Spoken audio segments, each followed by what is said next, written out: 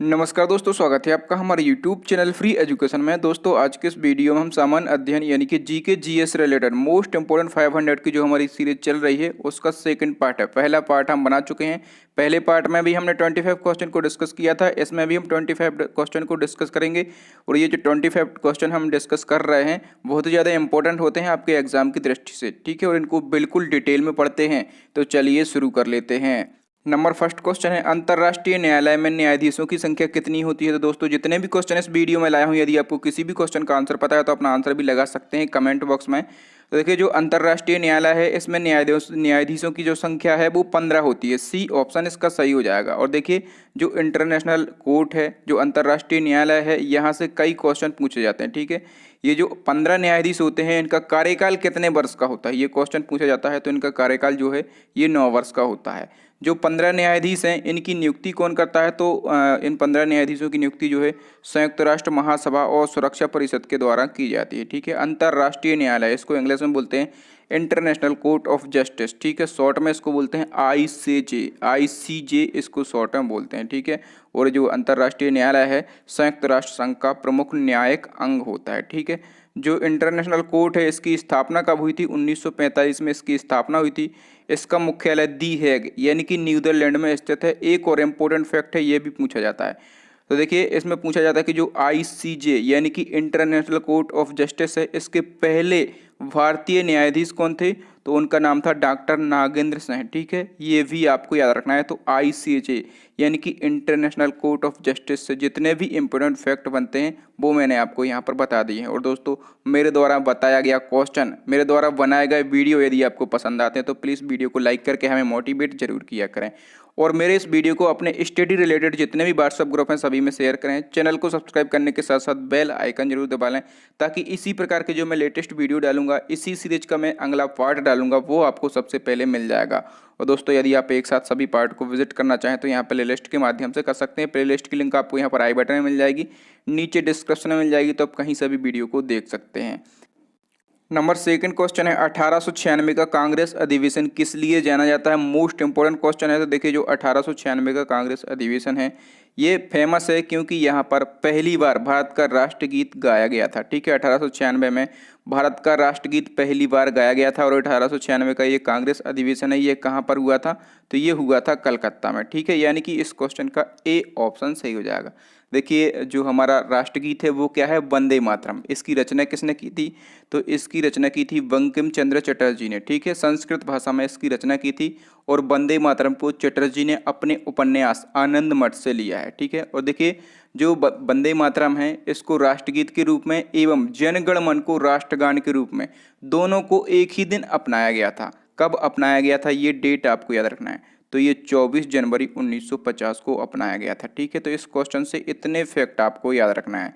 चलिए देख लेते हैं। नंबर थर्ड क्वेश्चन है, भारत में राष्ट्रपति की संवैधानिक स्थिति सबसे ज़्यादा किसके समान है। तो भारत में राष्ट्रपति की संवैधानिक स्थिति जो है ब्रिटिश के राजा यानी कि ब्रिटिश के सम्राट के समान है। इस क्वेश्चन का ए ऑप्शन सही हो जाएगा, ठीक है। भारत के राष्ट्रपति की पद की तुलना ब्रिटेन के सम्राट से की जाती है, जबकि भारत के राष्ट्रपति पर महाभियोग की प्रक्रिया कहाँ से ली गई है, अमेरिका से ली गई है। दोनों चीज़ें अलग अलग हैं, ठीक है। और जो भारत का राष्ट्रपति होता है इसका वर्णन किया गया है संविधान में 52 आर्टिकल के अंतर्गत, ठीक है। राष्ट्रपति पद का वर्णन किया गया है अनुच्छेद 52 में। और राष्ट्रपति का वेतन कितना होता है, तो राष्ट्रपति का वेतन होता है 5 लाख। ये भी आपको याद रखना है। नंबर 4 क्वेश्चन है, निम्न में से कौन सी ग्रंथि लिंगीय हार्मोन यानी कि सेक्स हार्मोन रिलीज करती है। तो सेक्स हार्मोन कौन सी ग्रंथि रिलीज करती है, उस ग्रंथि को बोलते हैं अधिवृक्क ग्रंथि। यानी कि जो एड्रिनल ग्रंथि होती है ये सेक्स हार्मोन को रिलीज करती है। वेरी वेरी इंपॉर्टेंट क्वेश्चन रहेगा आपकी एग्जाम की दृष्टि से, ठीक है दोस्तों। और देखिए 2 क्वेश्चन और पूछे जाते हैं कि जो पुरुषों के सेक्स हार्मोन्स होते हैं उनको क्या बोलते हैं। तो जो पुरुषों के सेक्स हार्मोन होते हैं उनको बोलते हैं टेस्टोस्टेरोन, ठीक है। और जो महिलाओं के सेक्स हार्मोन होते हैं इनको बोलते हैं एस्ट्रोजन। तो ये 2 एक्स्ट्रा फैक्ट हैं, ये परीक्षा में कई बार पूछे गए हैं, तो इनको भी आप याद रखें। नंबर 5 क्वेश्चन है, मानव में कुल कितने प्रकार के दांत होते हैं। देख लेते हैं। मानव में कुल 4 प्रकार के दांत होते हैं। बी ऑप्शन से हो जाएगा। देख लेते हैं कौन कौन से प्रकार के दांत होते हैं मानव में। देखिए पहला प्रकार होता है इसको बोलते हैं इंकीजर, ठीक है। हिंदी में इसको बोलते हैं कृंतक। दूसरा होता है इसको बोलते हैं कैनिन, क्या बोलते हैं, कैनिन। रदनक इसको बोलते हैं। थर्ड होता है प्रीमोलर, अग्र चबाणक बोलते हैं। चौथा होता है मोलर, इसको चवर्णक बोलते हैं। ठीक है, आप लोग यहाँ पर इसमें इमेज में भी देख पा रहे होंगे। ठीक है, यहाँ से ये होते हैं इंकीजर। ठीक है, इसको बोलते हैं इंकीजर, इसको बोलते हैं कैनन। ये यहाँ पे लिखा है, इन दो दांतों को बोलते हैं कैनन। और यहाँ पर आप देख पा रहे होंगे ये होते हैं प्रीमोलर। ठीक है, ये केवल नीचे के दांत हैं। इसी प्रकार से सेम टू सेम ऊपर के दांत भी होते हैं। तो इस प्रकार से आप चाहें तो सभी प्रकारों की आप संख्या भी निकाल सकते हैं। ये प्रीमोलर होते हैं और ये क्या होते हैं, ये मोलर होते हैं। ठीक है, तो ये केवल नीचे के दांतों की मैंने संरचना ली है। यदि आपसे एग्जाम में पूछा जाए कि टोटल इंकीजर जो दांत हैं वो कितने होते हैं, तो यहाँ पर आप देख पा रहे होंगे ये है इंकीजर। यहाँ पर केवल नीचे के हैं, कितने दिख रहे हैं आपको, 4 दिख रहे हैं। तो इंकीजर दांतों की संख्या यदि पूछी जाए तो टोटल कितनी होती है, 8 होते हैं। यदि आपको पूछा जाए कि कैनन यानी कि रदनक दांत कितने होते हैं टोटल, तो रदनक आप यहाँ पर देख पा रहे होंगे, ये है, एक ये है। ठीक है, 2 हैं और 2 ही होंगे ऊपर के। तो इस प्रकार से रदनक जो है 4 दांत होते हैं टोटल। लेकिन दांतों की संख्या बहुत कम देखने को मिलती है, प्रकार ही पूछे जाते हैं। ठीक है, तो 4 प्रकार होते हैं। कौन कौन से होते हैं मैंने आपको बता दिया है।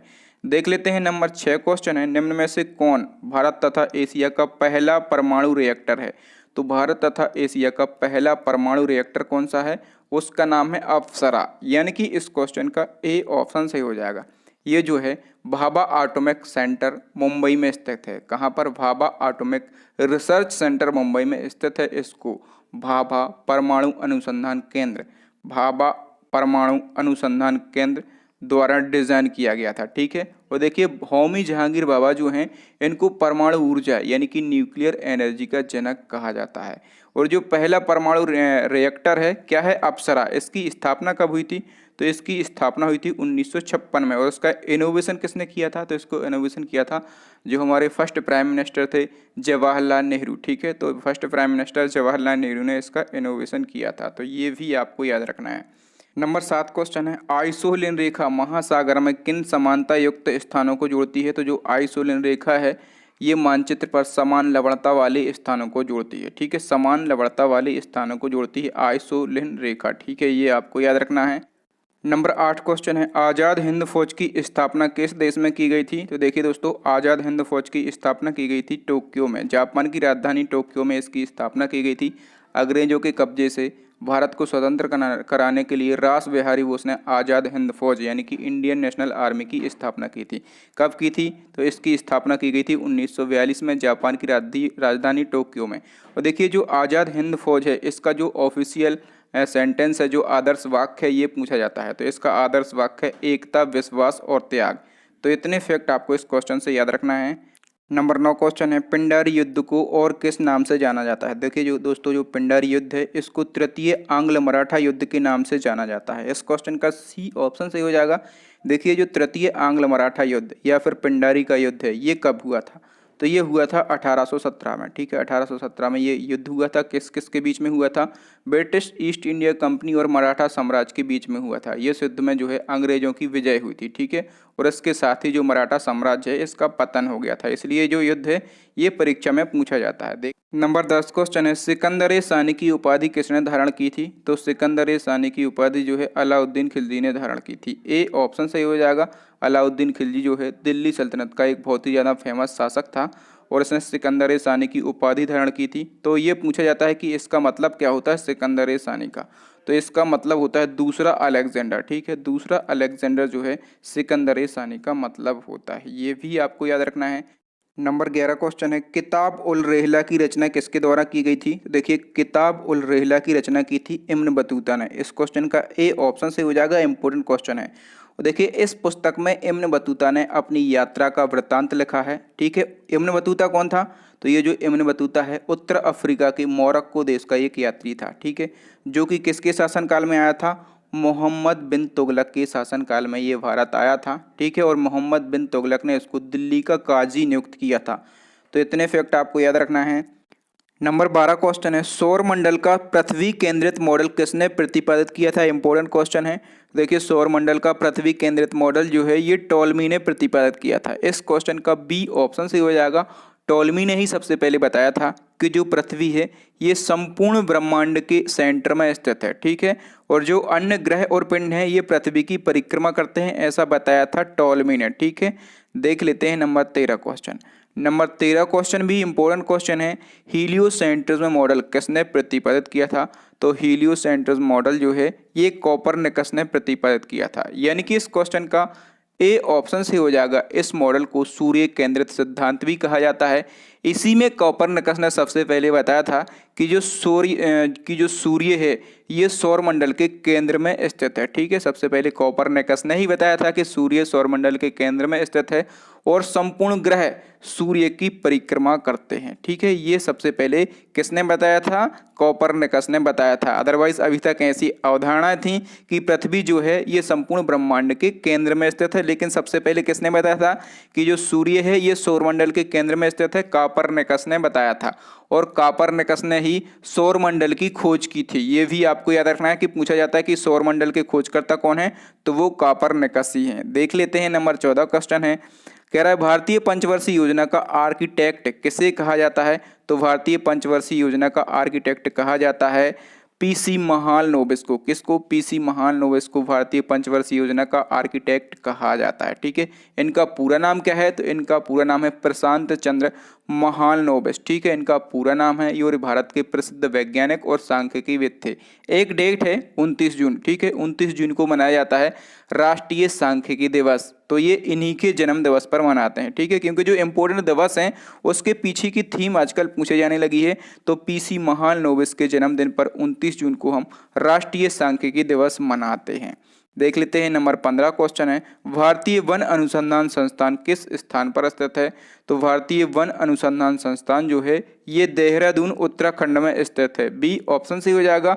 और इसकी स्थापना कब हुई थी? तो इसकी स्थापना हुई थी 1906 में। ये भी आपको याद रखना है। नंबर 16 क्वेश्चन है, मुस्लिमों के लिए अलग मतदाता दल के लिए किस कांग्रेस अधिवेशन को जाना जाता है? तो देखिए, मुस्लिमों के लिए अलग मतदाता दल के लिए जाना जाता है लखनऊ अधिवेशन को, जो कि 1916 में हुआ था। ठीक है, इस अधिवेशन में मुस्लिम लीग एवं कांग्रेस के बीच में एक समझौता हुआ था, इसलिए इस अधिवेशन को लखनऊ समझौता भी कहते हैं। ठीक है, इस समझौते में क्या हुआ था?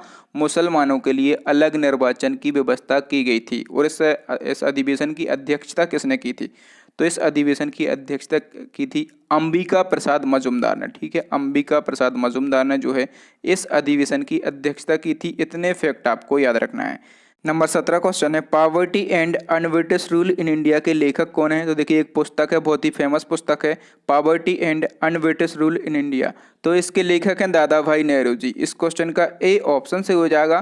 तो देखिए, दादा भाई नेहरू जी का एक उपनाम है, बहुत ही फेमस है, ये पूछा जाता है। इनको भारत का वयोवृद्ध पुरुष कहा जाता है, या फिर इसी को बोलते हैं grand old man of India. ठीक है, ये इनका उपनाम है। और देखिए, सबसे पहले भारत में राष्ट्रीय आय का आकलन किसने किया था? तो भारत में सबसे पहले राष्ट्रीय आय का आकलन किया था दादा भाई नेहरू जी ने। ये क्वेश्चन भी पूछा जाता है। नंबर 18 क्वेश्चन है, मोस्ट इंपोर्टेंट क्वेश्चन है, बाबरनामा की रचना मूल रूप से किस भाषा में की गई थी? तो जो बाबरनामा था इसकी रचना मूल रूप से चगताई भाषा में की गई थी। बी ऑप्शन से हो जाएगा। इसकी रचना किसने की थी? बाबर ने इसकी रचना की थी। और किस भाषा में की थी? चगताई भाषा में इसकी रचना की थी। और ये बाबर की आत्मकथा यानी कि ऑटोबायोग्राफी है। ठीक है, और इसका फारसी में अनुवाद किसने किया था? ये क्वेश्चन भी बनता है। तो इसका फारसी में अनुवाद किया था अब्दुल रहीम खान खाना ने। ठीक है, और किस नाम से किया था फारसी में अनुवाद? तो तुजुक ए बाबरी नाम से इसने फारसी में अनुवाद किया था। जो अब्दुल रहीम खान खाना है ये अकबर के 9 रत्नों में से एक था। ये भी आपको याद रखना है। नंबर 19 क्वेश्चन है, निम्नलिखित में से कौन सा एक पक्षी अभ्यारण्य है? काफी अच्छा क्वेश्चन है। तो एक पक्षी अभ्यारण्य कौन सा है देख लेते हैं। सुल्तानपुर नेशनल पार्क जो है एक पक्षी अभ्यारण्य है, यानी कि इस क्वेश्चन का ए ऑप्शन से हो जाएगा। बाकी का जो बांधवगढ़ नेशनल पार्क है ये कहाँ पर है? ये एमपी में है। ठीक है, और जो दुधवा नेशनल पार्क है ये कहाँ पर है? ये यूपी में है। और सुल्तानपुर नेशनल पार्क कहाँ पर है? तो ये हरियाणा के गुरुग्राम जिले में स्थित है। ठीक है, अब देखिए, जो सुल्तानपुर नेशनल पार्क है इसका प्रसिद्धि का एक कारण है, यहाँ पर साइबेरियन प्रवासी पक्षी आता है। ठीक है, साइबेरियन प्रवासी पक्षी यहाँ पर आता है। यहाँ पर बहुत सारे प्रवासी पक्षी आते हैं, लेकिन साइबेरियन पक्षी के लिए बहुत ही ज़्यादा फेमस है, आप इसको याद रखेंगे। और देखिए, सुल्तानपुर नेशनल पार्क का एक अन्य नाम है, ठीक है, इसको सलीम अली पक्षी विहार भी कहते हैं। ये आपको याद रखना है। दूसरा आपको याद रखना है कि इसको 1972 में वाटर वर्ल्ड रिजर्व के रूप में घोषित किया गया था। वाटर वर्ल्ड रिजर्व के रूप में घोषित किया गया था। सुल्तानपुर नेशनल पार्क को कब किया गया था? 1972 में किया गया था। ठीक है, ये भी आपको याद रखना है। आगे बढ़ते हैं नंबर 20 क्वेश्चन है, निम्न में से कौन सा क्षेत्र धान का कटोरा कहलाता है। ठीक है, हमने पढ़ा हुआ कि कौन सा राज्य धान का कटोरा कहलाता है, लेकिन यहाँ पर क्वेश्चन पूछा गया था रेलवे में कि कौन सा क्षेत्र धान का कटोरा कहलाता है। तो देखिए, जो कृष्णा गोदावरी डेल्टा का क्षेत्र है, इस क्षेत्र को धान का कटोरा कहते हैं। ठीक है, लेकिन यदि राज्य के संदर्भ में पूछा जाए तो किस राज्य को कहते हैं, छत्तीसगढ़ को धान का कटोरा कहा जाता है। ठीक है, तो ये अलग अलग फैक्ट होते हैं, ये पूछे जाते हैं। नंबर 21 क्वेश्चन है, तीनों गोलमेज सम्मेलन में भाग लेने वाले व्यक्ति कौन थे। तो तीनों गोलमेज सम्मेलन में भाग लेने वाले जो प्रमुख व्यक्ति थे उनका नाम था doctor Saheb Bhimrao Ambedkar. A option सही हो जाएगा। ठीक है, एक और क्वेश्चन पूछा जाता है कि गांधी जी ने कौन से गोलमेज सम्मेलन में भाग लिया था। तो गांधी जी ने दूसरे गोलमेज सम्मेलन में भाग लिया था जो कि लंदन में आयोजित हुआ था। ठीक है, ये आपको याद रखना है, तीनों गोलमेज सम्मेलन में भाग लिया था भीमराव अंबेडकर साहब ने, और दूसरे गोलमेज सम्मेलन में, केवल दूसरे गोलमेज सम्मेलन में भाग लिया था गांधी जी ने। नेक्स्ट क्वेश्चन देख लेते हैं। नंबर 22 क्वेश्चन है, भारतीय संविधान के किस अनुच्छेद में अल्पसंख्यकों के हितों के संरक्षण की व्यवस्था की गई है। तो अल्पसंख्यकों के हितों के संरक्षण की व्यवस्था की गई है आर्टिकल 29 में। इस क्वेश्चन का सी ऑप्शन सही हो जाएगा। आर्टिकल 29 क्या कहता है, तो देखिए, इसके अनुसार कोई भी अल्पसंख्यक अपनी भाषा, लिपि और संस्कृति को सुरक्षित रह सकता है, और केवल भाषा, जाति, धर्म और संस्कृति के आधार पर किसी भी अल्पसंख्यक को सरकारी शैक्षणिक संस्थाओं में प्रवेश से नहीं रोका जाएगा, ये कहता है आर्टिकल 29। देख लेते हैं अगला क्वेश्चन है, भारत में संसद की व्यवस्था किस देश के संविधान से ली गई है। तो भारत में संसद की व्यवस्था ली गई है ब्रिटेन के संविधान से। ठीक है, ब्रिटेन के संविधान से ली गई है संसद की व्यवस्था। और यदि हम बात करें कि यहाँ पर अमेरिका के संविधान से क्या लिया गया है, तो अमेरिका के संविधान से लिए गए हैं मूल अधिकार। ठीक है, मूल अधिकार इंपॉर्टेंट हैं, ये कहाँ से लिए गए हैं, अमेरिका के संविधान से लिए गए हैं। यदि हम बात करें कि आयरलैंड के संविधान से क्या लिए गए हैं, तो नीति निर्देशक तत्व लिए गए हैं आयरलैंड के संविधान से। और रूस के संविधान से लिए गए हैं मूल कर्तव्य। ठीक है, मूल कर्तव्य लिए गए हैं रूस के संविधान से। ये क्वेश्चन बनते हैं, याद रखेंगे आप। यहाँ से देख लेते हैं नंबर 24 क्वेश्चन, राष्ट्रीय गणित दिवस कब मनाया जाता है।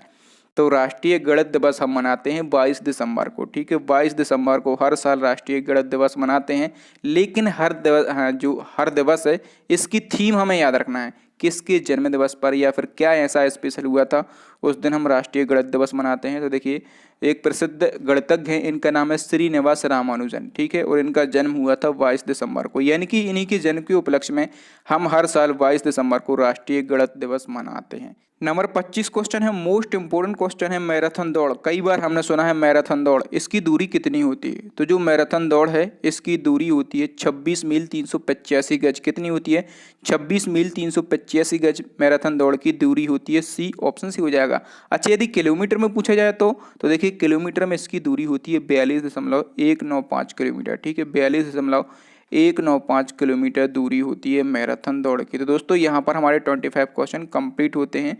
अब नेक्स्ट एंड लास्ट क्वेश्चन है आपके लिए, चैलेंजिंग क्वेश्चन है, इसका आंसर आपको कमेंट करके बताना है। भीमबेटका की गुफाएं कहाँ पर स्थित हैं। आपके लिए 4 ऑप्शन दिए गए हैं, यदि आप चाहें तो इस क्वेश्चन के बारे में डिटेल लिख सकते हो। तो थैंक यू दोस्तों। यहाँ पर हमारी क्वेश्चन सीरीज जो चल रही है इंपोर्टेंट 500 की, यहाँ पर हमारे सेकंड पार्ट कंप्लीट हो गए हैं। बहुत जल्दी आपको थर्ड पार्ट देखने के लिए मिल जाएगा। तो थैंक यू दोस्तों, वीडियो देखने के लिए बहुत बहुत धन्यवाद। यदि आपको हमारा वीडियो अच्छा लगा तो प्लीज़ वीडियो को लाइक करके हमें मोटिवेट करें, और अपने स्टडी रिलेटेड जितने भी व्हाट्सएप ग्रुप हों सभी में इस वीडियो को शेयर करें, और हमारे चैनल को सब्सक्राइब करने के साथ साथ बेल आइकन जरूर दबाएं। बेल आइकन दबाने से क्या होगा, जो भी मैं इस सीरीज का लेटेस्ट वीडियो डालूंगा उसका नोटिफिकेशन आप तक पहुंच पाएगा सबसे पहले। और इसी प्रकार के वीडियो देखने के लिए हमारी प्लेलिस्ट को विजिट कर सकते हैं। प्लेलिस्ट की आपको यहाँ पर लिंक मिल जाएगी आई बटन में, नीचे डिस्क्रिप्शन में मिल जाएगी, तो आप कहीं से भी हमारे वीडियो को देख सकते हैं, या फिर अभी आपको स्क्रीन पर 3 इंपॉर्टेंट वीडियो दिख रहे होंगे, उनको देख लें। थैंक यू दोस्तों, मिलते हैं अगले वीडियो में, तब तक के लिए जय हिंद, जय भारत, वंदे मातरम।